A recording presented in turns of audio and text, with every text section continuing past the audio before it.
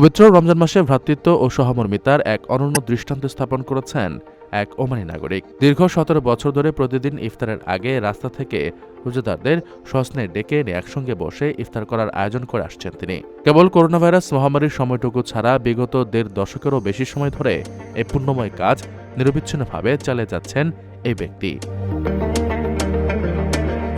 জানা যায়, এই মহতী উদ্যোগের পেছনে শুধু তিনি একাই নন, বরং সমাজের আরও অনেক দানশীল মানুষ ও দাতব্য প্রতিষ্ঠান যুক্ত রয়েছেন।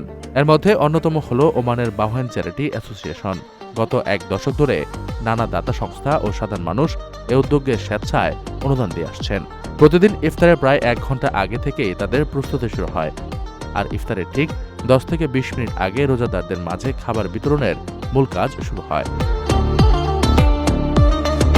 ইফতারের সময় দেশি প্রবাসী সবাই মিলে এক কাতারে বসে খাবার গ্রহণ করেন।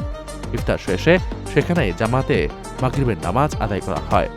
নামাজ শেষে রোজাদারদের জন্য পুনরায় হালকা খাবারের ব্যবস্থা থাকে।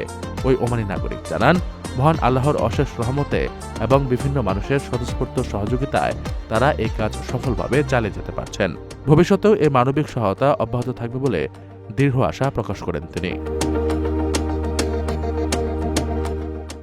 প্রবাসীদের জন্য নির্মাণ হচ্ছে দেশের প্রথম স্মার্ট সিটি, যেখানে থাকছে স্কুল, মসজিদ, হাসপাতাল, সুইমিং পুল, হেলিপ্যাড, পাঠাগার, জিম, সুপারমার্কেট, শিশু পার্ক সহ সকল নাগরিক সুবিধা।